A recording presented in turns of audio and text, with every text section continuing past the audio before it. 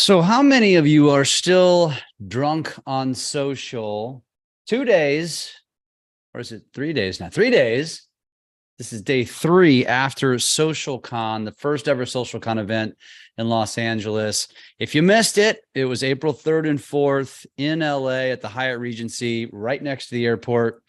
And I want to do an episode today to talk a little bit about the event, my thoughts about it. I want to share some of the responses, some of the feedback that received from attendees, both virtual and in person. So for those of you that did attend, let me just say thank you. Thank you for being there. Thank you for spending time with us. Thank you for your feedback. Thank you for trusting us. Thank you for believing us. Thank you for wanting to come and be a part of this event. We very much appreciate you. And for those of you that didn't attend, this is also for you, because I want you to hear about what you missed and what this was all about. And if you had some thoughts about why maybe this is something you shouldn't attend, or why it might have been like any other event, let me tell you why it wasn't. And I want to also touch on, some of the areas that we received a ton of positive feedback and some areas where we received some negative feedback, because listen, we're not perfect, and this was the first event of its kind. And so we're going to learn from it. And we very much appreciate your feedback. So if you were there or you watched and you did not give your feedback from the email that we sent after the event, please do so. We want it. We want to hear all of it. You cannot offend us. That's the only way we can get better, is by getting your feedback. So thank you for that in advance. Again, if you missed the event, it was this past week, April 3rd and 4th, a 2-day event.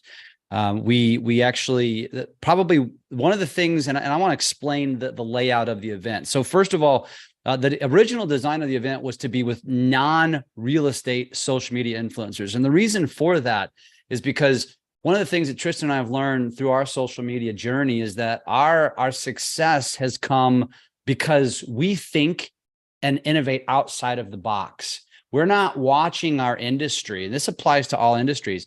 We're not watching our industry and then playing follow the leader or playing copycat. We're watching people doing it on a higher level and coming from other industries, and then taking that and those ideas and then executing them around our industry. And that is one of the drivers that has really helped not only our brand, but our businesses grow immensely. And so that's really the primary point we want to share. And the driver behind this conference was bringing in keynote speakers who are doing social at a very, very, very high level. I mean, we're talking hundreds of thousands and millions of followers, because it's understanding and learning how to apply from others, doing it at the highest level. That's where the money is made. That is where you experience growth.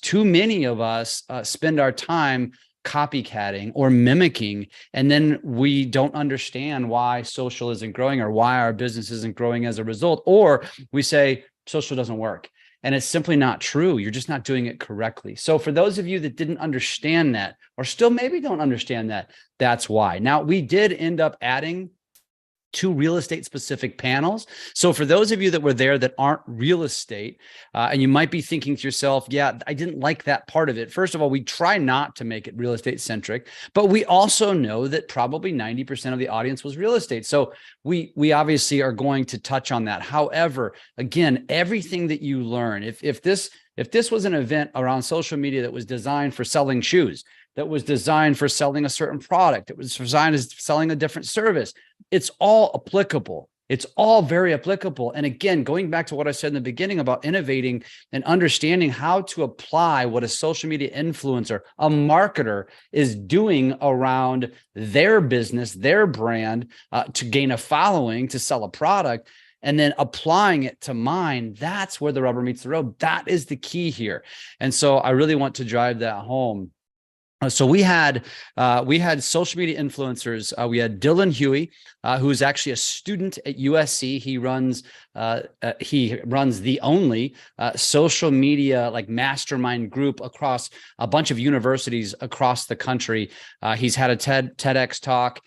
This kid is mature beyond his years. It was really fascinating.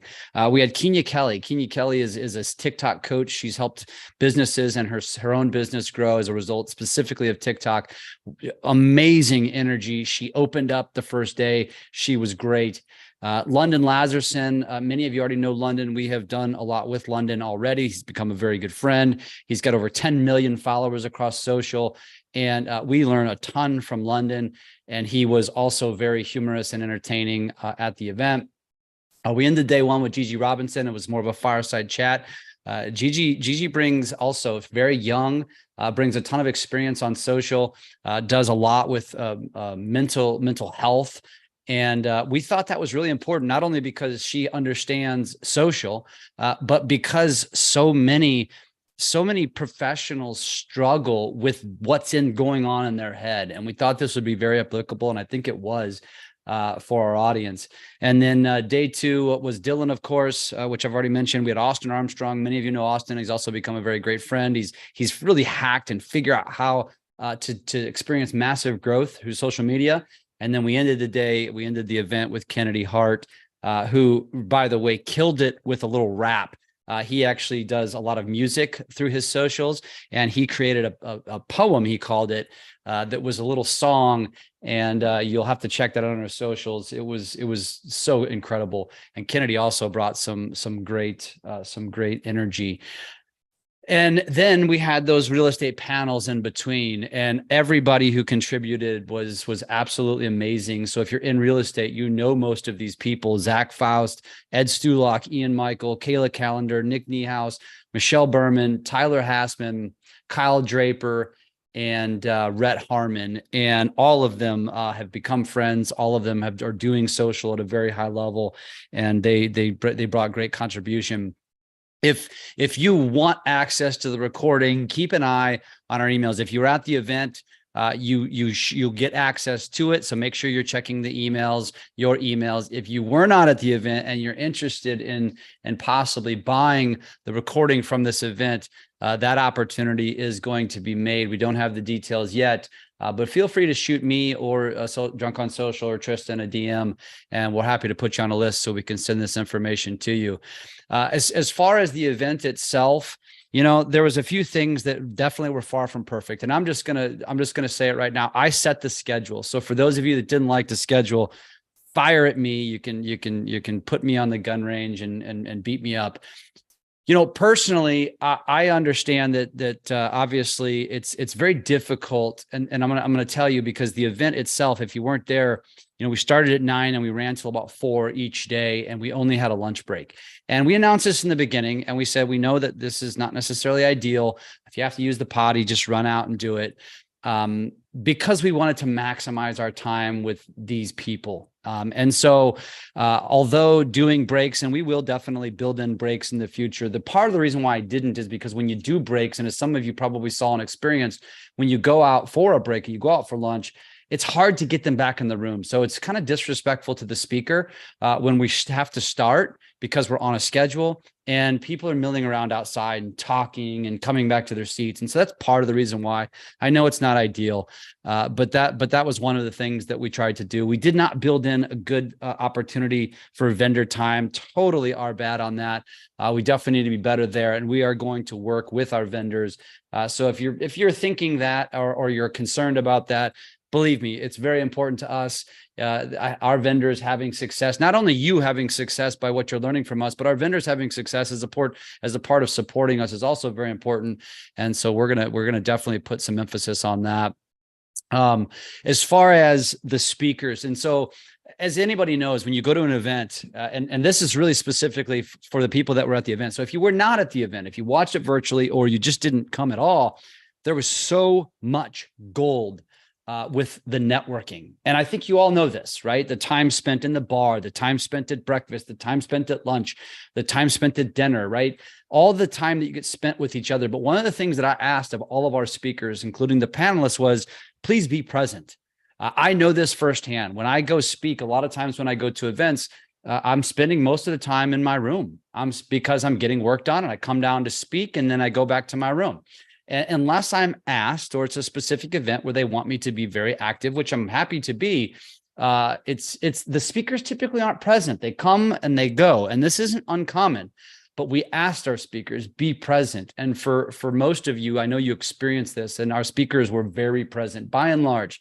There was one or two that were probably there a little bit less than the others, but we had a VIP lunch. So if you did VIP, you really experienced this because you got 2 lunches, private lunches with all of us and the speakers. And so it was private where we're sitting around tables and talking. We also did a private dinner.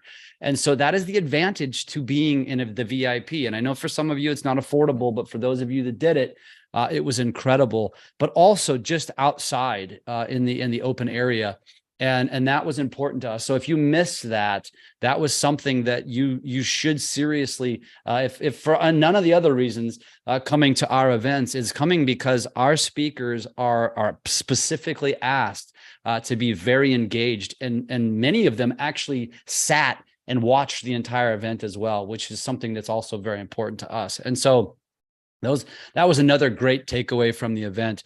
Obviously, the gold was what everybody was talking about, which was their strategies and their ideas for social. A lot of what was shared with us was a lot about, all of the various strategies and tactics that were taught. And I'm not going to go deep on that today. Maybe Tristan and I will talk about that another day.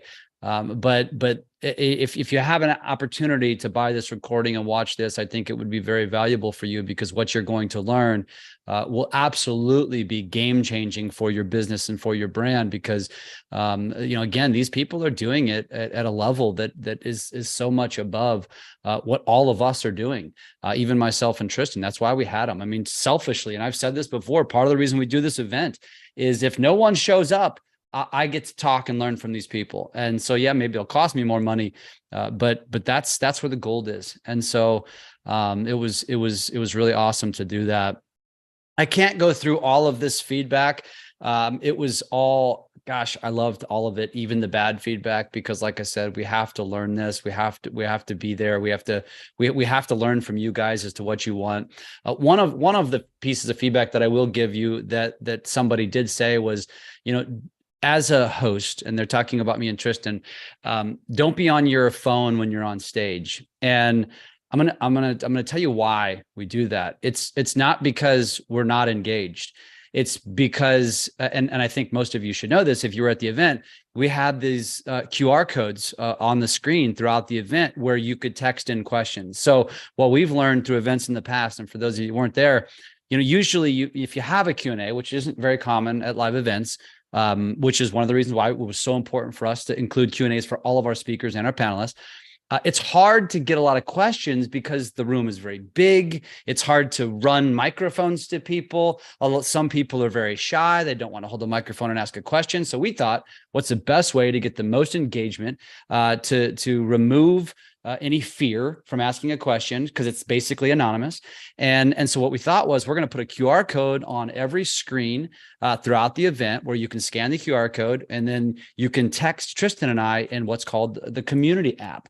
And so Tristan and I are constantly getting messages throughout the event, which was questions. And so it's not that we're on our phones, texting our wives or our friends or surfing social media. In some cases we were, but it was only because it would have been relevant to what we were talking about. I know it's different. I'm not saying it's right or wrong, but it kind of goes along with what this event is all about. Which whether you like it or not, if this is an avenue where you want to grow your business and grow your brand, sadly, there is a level of having to spend more time on your phone. Listen, if you want to lower your golf handicap, you better spend more time at the golf course. If you want to make more free throws at your basketball game, you better spend more time in the gym. If you want to run faster and run a faster 5K, you better spend more time running, right? If you want to become a faster reader, you need to read more. Like, it doesn't matter what it is you do. And I know a lot of people look at us and say, well, you do too much of it. Well, guess what? We want to be the best. We want to be the highest, at the highest level in this game. And so we have to spend a lot of time in that game. And so we're disciplined and we're dedicated. And so for those of you that were maybe turned off by that, I do apologize. It was not intended to be a turnoff. It was strictly because that's how engaged we are, and we wanted to be engaged with our audience that was live and virtual, and be specifically responding to the comments and the questions that were coming through. And that's the primary reason why we're on our phones. But I will make a point of mentioning that again at the next time we do an event, which, by the way, we did receive excellent feedback. The vast majority of you said, if we did it again, you're coming again. We do plan on doing it again. We don't have the details yet, but keep an eye out, because we will be planning that much, much further in advance. We will be listening to all of your feedback. So when it comes to break times, when it comes to maybe a longer lunchtime, when it comes to location of the event, all of these things are going to be taken into account. We absolutely appreciate it. Another great suggestion was maybe do something that we could implement at the event. Also, excellent suggestion. We absolutely will do that. I did notice there was some feedback that said bring your Filipino VAs to the venue.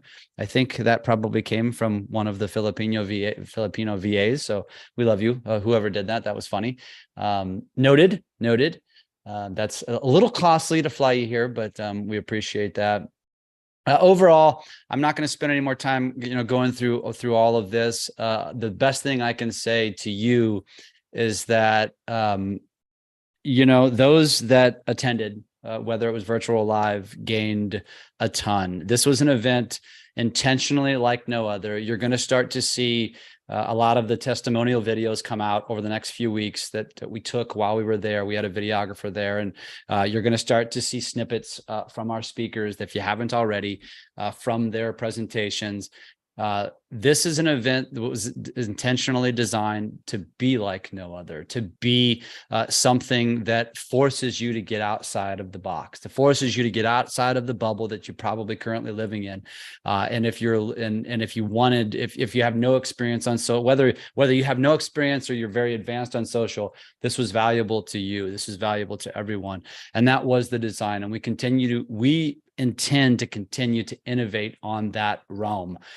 Tristan and I are going to continue to connect with people that are doing it at a high level, that are removed from any specific industry, but also we intend to find especially the up and comers in our industry, because we believe that we want to talk to and learn from and share the people that are pushing the buttons, that are in the game. It's not all about how many followers does someone have. It's about, are they in the game? Are they the ones videoing themselves? Are they the ones doing some editing? Are they the ones posting on their own behalf? That's what's important to us. Not necessarily finding people that have this massive media teams. That doesn't impress us, because they are very successful in their own right, and then they hired a media team to grow themselves on social. We're not looking for that person. We're looking for the people